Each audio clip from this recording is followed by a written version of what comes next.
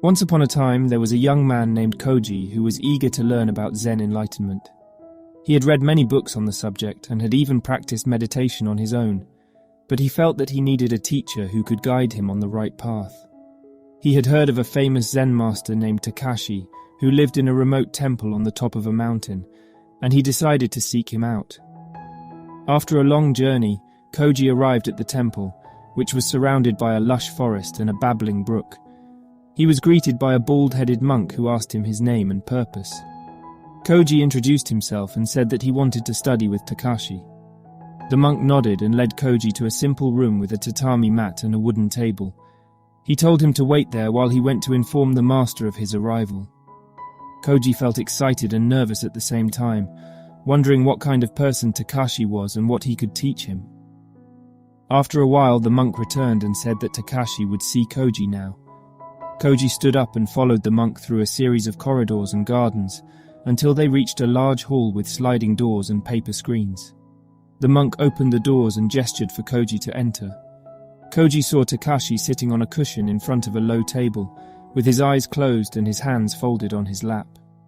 He wore a simple robe and had a serene expression on his face. Koji bowed respectfully and said, "Good morning, Master. My name is Koji, and I have come to learn about Zen enlightenment."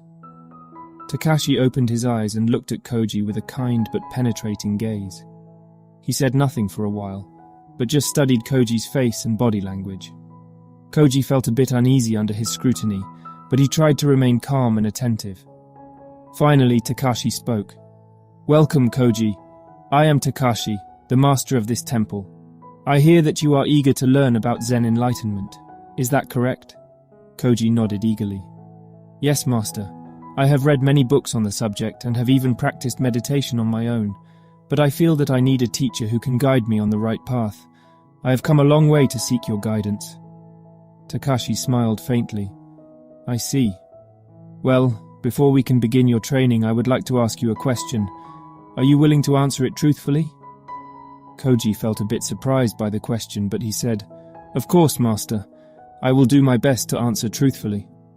Takashi nodded. "Very well. Here is my question. What do you know about Zen enlightenment?" Koji felt a bit puzzled by the question, as he had expected Takashi to teach him, not to test him. Nevertheless, he tried to give an honest answer. "Well, master, I know that Zen enlightenment is a state of awareness and clarity that transcends dualistic thinking and attachment. It is the realization of our true nature and the unity of all things. It is said to be attainable through meditation, mindfulness, and detachment from worldly desires." Takashi nodded again. "That is a good answer, Koji. But let me ask you another question. How do you know all that?" Koji felt a bit embarrassed by the question, as he realized that he had not really experienced Zen enlightenment himself, but had just read and heard about it. Nevertheless, he tried to defend himself. "Well, master, I have studied many books on Zen and have attended some lectures and workshops.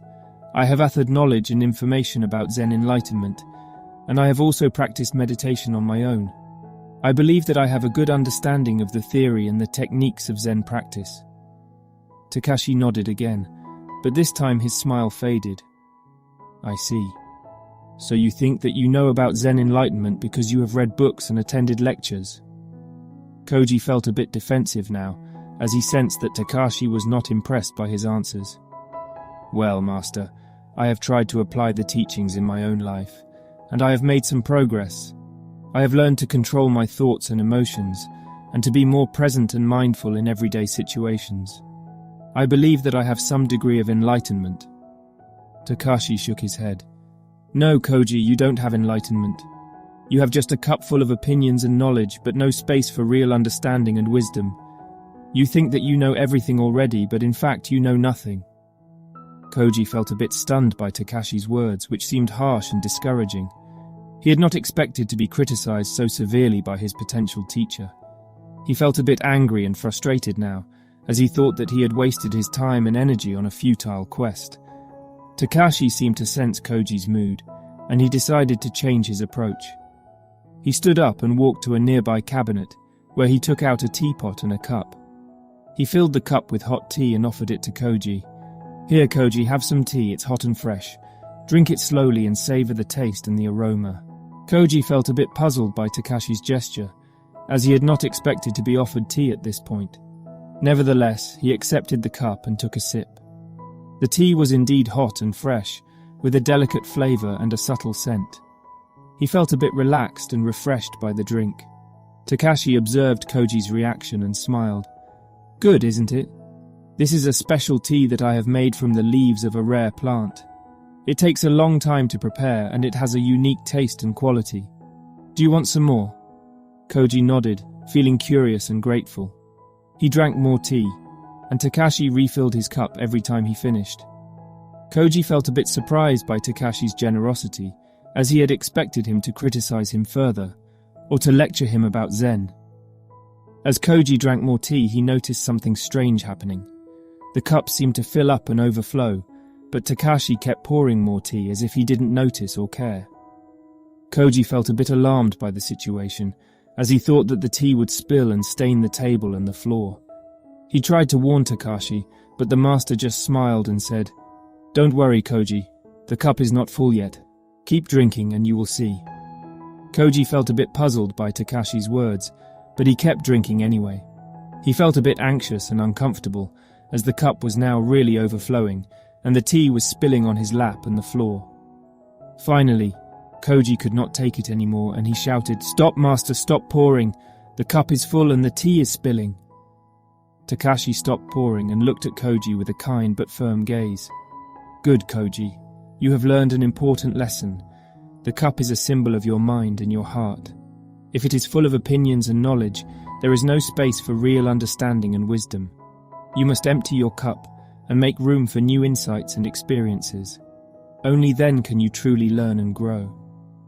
Koji felt a bit ashamed and embarrassed by his previous arrogance and ignorance. He realized that he had been so focused on proving himself to be knowledgeable and wise that he had overlooked the most important aspect of Zen practice: humility and openness. He bowed deeply to Takashi and said, "Thank you, Master, for showing me the true meaning of Zen. I was so blind and foolish to think that I knew everything. Please teach me more and help me to become a true student of Zen." Takashi smiled and nodded. "Of course, Koji, I will guide you on your path to enlightenment, but you must remember this lesson always. Keep your cup empty and your mind and heart open. Let go of your attachments and expectations and be present in the here and now. That is the essence of Zen." Koji felt a sense of relief and gratitude. He had finally found a true master who could help him to achieve his goal of enlightenment. He felt humbled and inspired by Takashi's wisdom and compassion. From that day on, Koji became Takashi's devoted student, and he learned many more lessons about Zen and life. He practiced meditation and mindfulness every day, and he let go of his past fears and regrets. He discovered a new sense of inner peace and joy, and he became a source of inspiration and guidance for others who sought the same path. Years later, when Koji became a master himself, he remembered Takashi's teachings and the empty cup story. He shared it with his own students, and he emphasized the importance of humility and openness in Zen practice. He knew that the story had the power to transform minds and hearts, and to awaken the true potential of every person who listened to it. And so, the empty cup story continued to inspire and guide countless people on their journey to enlightenment, reminding them of the simple yet profound truth that only an empty cup can be filled with new knowledge and wisdom. Thank you for watching.